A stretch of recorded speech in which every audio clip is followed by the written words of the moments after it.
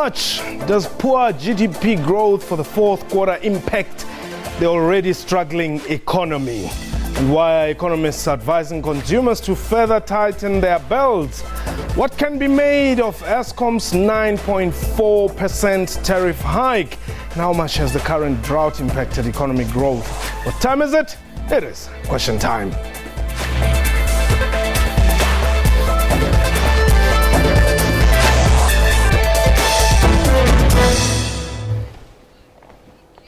Welcome to Question Time. My name is Mpho Tsedu. Latest figures from Statistics SA indicate that the economy grew by 0.6% in the fourth quarter. This follows a 0.7% growth in the previous quarter. Given the current slow economic growth, economists have called on consumers to further tighten the belts. Meanwhile, the National Energy Regulator of South Africa, NERSA that is, has granted Eskom a 9.4% tariff increase request. This amounts to half of the 22 billion rand initially requested by the power utility. A reminder that we are live and therefore you can call us and air your views. The numbers to dial is 0891104210. Our Twitter handle at QuestionTime24. But before we go into this particular topic, breaking news: Stone Sizani, the chief whip, has resigned. We are joined by Moloto Mtapu, who is the spokesperson of the African National Congress in Parliament. Moloto Mtapu, welcome to Question Time. Can you confirm that indeed Stone Sizani has resigned? Yes, thanks, Mpho, and good evening to the viewers. Yes, we can confirm that the chief whip of the ANC in Parliament, Comrade Stone Sizani, resigned with immediate effect today. And this is necessitated by the new deployment that he will be undertaking. And the name of that deployment or position will be announced soon by the institution or the authority that is appointing him there. And in the interim, of course, while the National Executive Committee, which is the one that appoints the two positions, various ANC positions in Parliament, while it is deciding, and it is supposed to do so in the next few weeks when it meets, the Deputy Chief Whip of the ANC, Comrade Doris Takude, will be acting Chief Whip of the ANC in Parliament. Has the resignation been accepted by the ANC, as it would appear to be the case? Well, you can actually call it redeployment because he has been redeployed elsewhere. And of course, the reason why the resignation has to be with immediate effect, it is because of the agency with which he has to undertake the new responsibility. Of course, when this announcement was made at a special caucus this afternoon, the caucus, that is the total membership of the ANC, in Parliament, did express their appreciation at the leadership that he has displayed since his appointment in 2013 and congratulated him in his new role. Does this not pose a challenge for the African National Congress in Parliament? Is it not going to disturb any of the plans of the ANC in Parliament? No, absolutely not, because you remember that the caucus of the ANC in Parliament is led by a whippery collective, that is a collective of over 30 whips that in this instance will be led by the Deputy Chief Whip, who will be acting as the Chief Whip. So indeed, while we are awaiting for the National Executive Committee to determine who will succeed Comrade Stone Sizani, the Deputy Chief Whip will be acting as the Chief Whip. You know that they've been appointed together simultaneously in 2013, and they've been working together ever since, and she is experienced to keep the fires burning.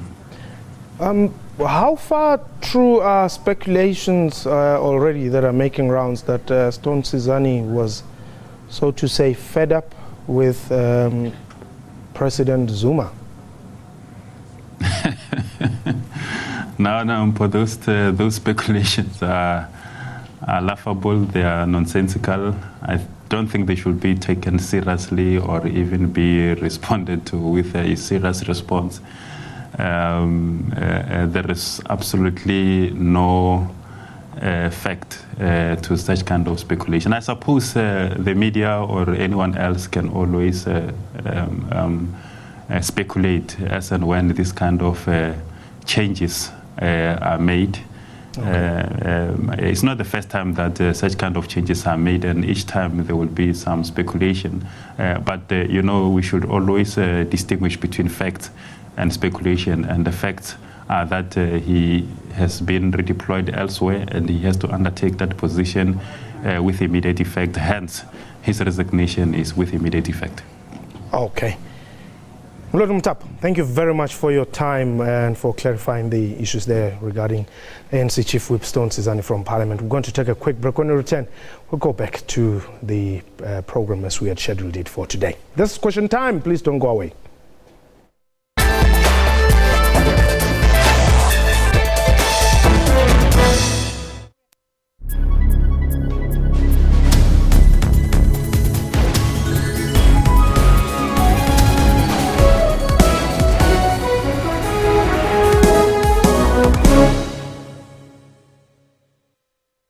How great would it be to have Sia back for this reunion? He's been traveling Africa for years. He's impossible to get a hold of. We know what he drinks. Let's find him. Yeah!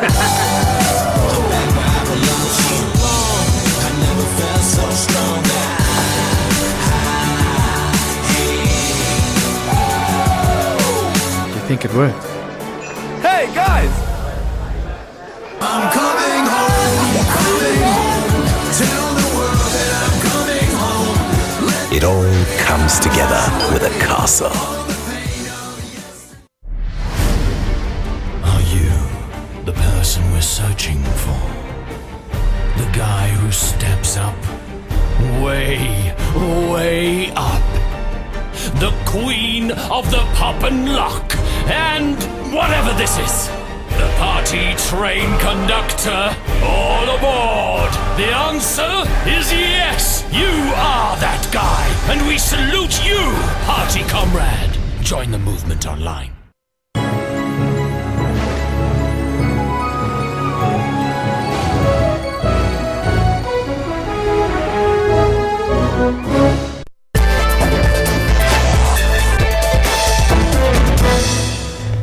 Welcome back. My guest, Clive Ramatibela Smith. He's the Chief Investment Officer at Clivera Incorporated. And joining us from our Pretoria studios, Michael Manamela. He's the Executive Manager of Economic Analysis and Research at Statistics South Africa. Mike, let me just start with you there. How much does this poor GDP growth for the fourth quarter impact on this already bad state of economic affairs? Just a correction, I'm Executive Manager for National Accounts. However, in terms of what we see is that the growth in the fourth quarter grew by 0.6, coming from a 0.7 growth. So there isn't really any much difference in terms of momentum comparing your fourth quarter and your third quarter. So as things stand, things have not really worsened off as can be seen. What are the causes? What do you attribute the state of affairs to? Yeah, primarily the growth in the fourth quarter was driven by the tertiary sector, which increased by 1.5%, whereas what we've also seen is that your primary and secondary sectors actually showed decreases of 1.5 and 2% respectively. If one looks at industries that were showing notable increases, it was mainly your wholesale trade sales and retail trade sales, mainly related to your activities in your tourism space, for example, and your consumer demands. And that showed an increase of 2.8%. We also saw in the tertiary sector growth in your finance and real estate activities, which grew by 1.99%. There's also a growth in the mining sector of 1%, and mainly driven by a bit of increased activities in your electricity sector. So, and in the mining sector, basically the growth came from your coal and gold mining. And lastly, the fourth industry that showed a notable increase was your government sector, which increased by 1.5%, primarily linked to some of the salaries and wages that were paid a bit later in the fourth quarter, following the settlements that were done with public sector unions. And is there something to celebrate about?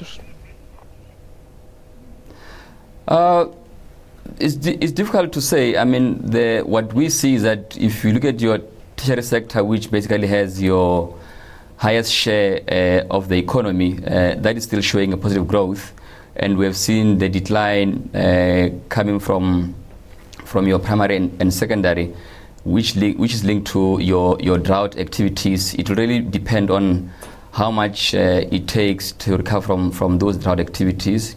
Your mining sector is obviously facing challenges related to international commodity prices, and really that will depend on how those fare up in the near future. However, what is I think encouraging is that even though there might be a slowdown in manufacturing, some of those related to your retooling of your plants, for example, in your production of motor vehicles.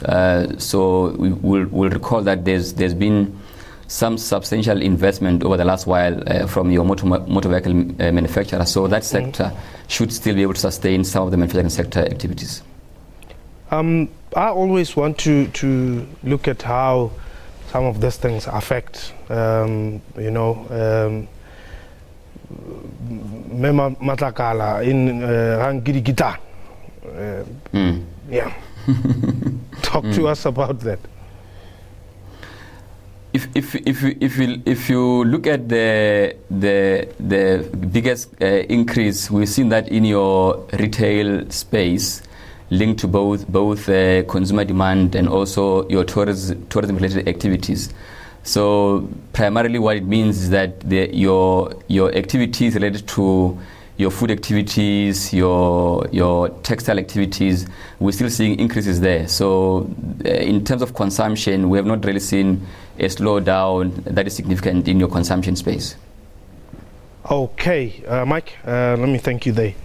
Clive, indeed, let's take it to the Gogo and Kulu, because this is big English, I always say, 0.6% GDP growth figure for the fourth quarter, Somebody may not even understand, what are you talking about?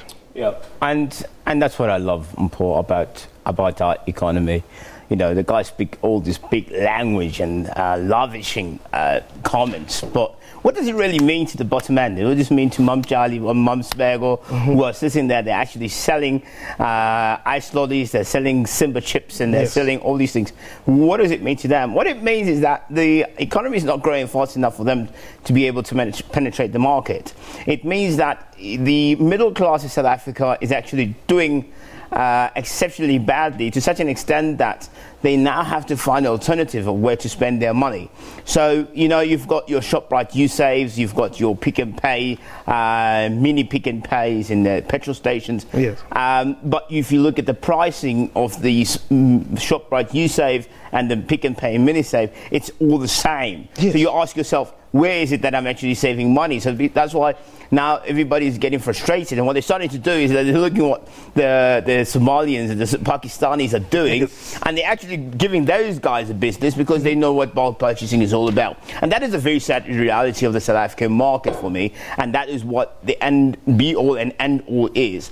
Mum Charlie doesn't know that the fact that she's buying from ShopRite, she's adding additional 64.8% of her revenue down to somebody else for them to actually make more money, instead of her actually gaining the alternative, because we're not doing anything locally. All our stuff from the Pick and Pays and the ShopRites, and they'll argue, they'll say, oh, well, but there's some stuff that we do locally, but most of the products that we get there, they're imported. And South Africa, unfortunately, are very brand loyal individuals. And so everything that has a tag onto it, whether it's something with a tick or it's something with the 3 ambles, it means something to them. And so they would always try and pursue that, despite the amount of money they have in access.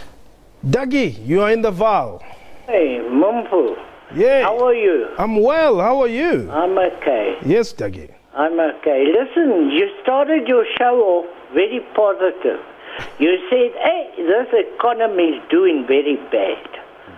And then I thought to myself, I must phone you today. Okay. Because I must say to you, your president is going to be very upset with you, because he says they've got a good story to tell.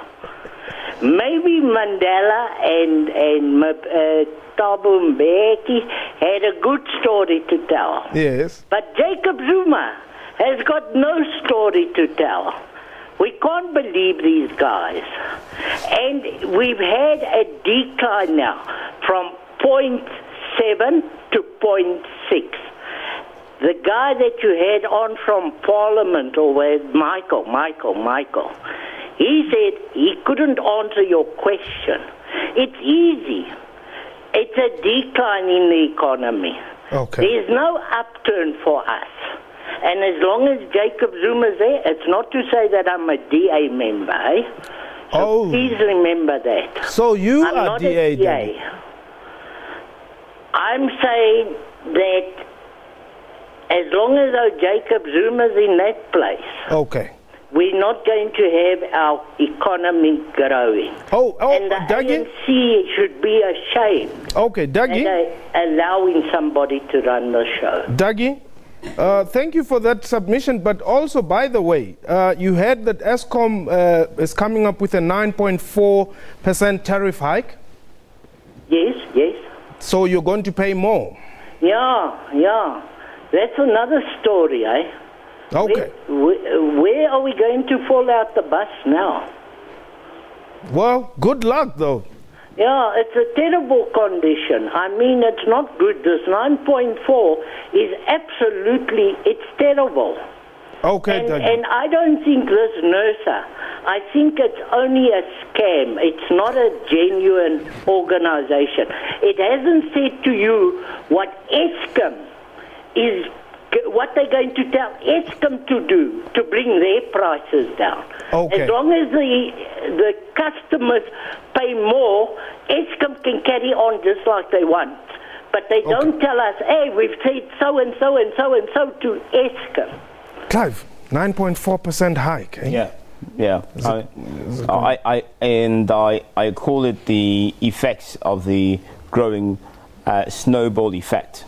So what's happening is that you've got, and it's terrible because you've got now the monetary policy, which is the South African Reserve Bank, who are saying that they're also consolidating, and so that's why they are forced to increase rates, because they're trying to fight inflation. On the other hand, you've got the fiscus as well, with the finance minister explaining that they're also going through a consolidation. So all elements of government strategy to actually combat the economic growth, they're both consolidating. So when you've got everybody consolidating, where's the growth pattern? Where's it going to come from?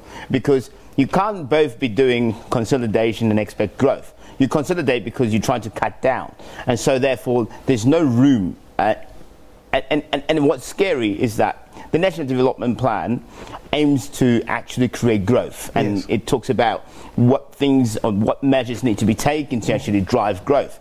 But when both segments of independent housing in the country, who signify a standard of appreciation for the economic development in the country, are both saying they're consolidating, it's a bit of a problem, because investors look at that and they say, well, if you're both consolidating, that means there's no space for us to invest in. Ayanda, you're in Tequin. Hi, Mpho. How are you? I'm well. Thanks for the call. Thanks, man. Look, we need to admit, I think, as South Africans, that we have a very serious problem with the stagnant economy that is costing mostly the poor people, and especially in rural areas. Those people who get government grant. The fact that it did increase by that small amount of money, it doesn't make any difference for them. And also the electricity that is increasing.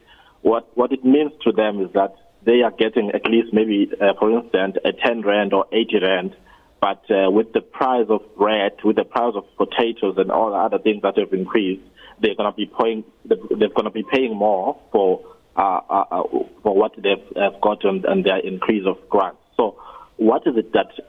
Let me just ask this question based on your guess, yes. As to what is it that South Africans, as citizens of South Africans, what is it that we can do in particular to ensure that we are creating a stable environment to contribute to the growing of the economy? Okay, thanks, Ayanda. Claire? Very good question, Ayanda. I just want to correct your view in terms of the fact that the 9.4 was approved. The 9.4 was approved, yes, but it does not mean it's good for the South African consumer because of what I call the snowball effect of the fact that everything else is going up. So when you include that, it makes it even worse. But here's my most important contribution to you is that when we say that we want to have a positive economic growth, the economics 101, I mean, the guys who've done economics in the first year will tell you this, that you need to have a strong middle class. The only way you create a strong middle class is to create a credible income. They need to be earning good enough. And the average South African who's in the middle class is supporting 6 to 10 people additionally. We call it black tax, but you can call it whatever you want. It means that these people are supporting 6 to 10 additional members of family, or whether direct or indirect, but they're doing that, and that's what's happening.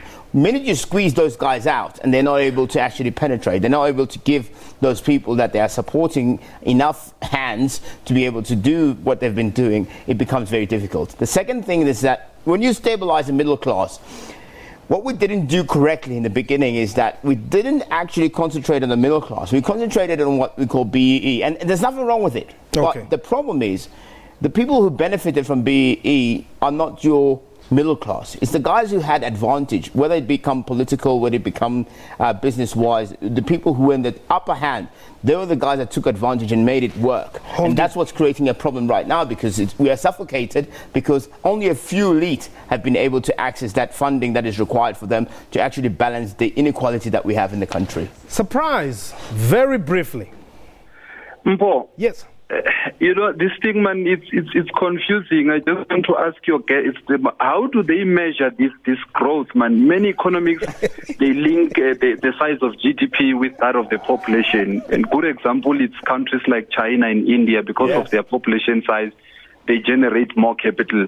Now Nigeria is being regarded as the biggest in the continent because of its population size. So how do they measure this? If you look at companies listed in the JSE in terms of their capitalization, it's more than 9 trillion, which is 3 times our GDP, but they only represent less than 10% of employment. So I want him to assist me. How do they measure this GDP? Okay, thank you very much, Surprise. Surprise has got a very good point. Firstly, just to explain to you, the majority of the companies that are listed on the JSE that are worth that 9 trillion rand are multinationals. So that means only a small segment are actually contributing back to the economy. So they're all contributing to their multinational assets. So they're contributing to the global world. So they're not certainly concentrating just on South Africa. And that's the first problem. The second problem that you have is that when you talk about GDP numbers and you're talking about what the growth prospect of the country is, there are certain segments that are not included in our GDP. What Nigeria did by increasing their GDP is that they added additional pockets of the economy. So they added informal business, like your Umkozi, and the guys who are selling the millies and the sponsor. They included that into their economies. That's why they look stronger.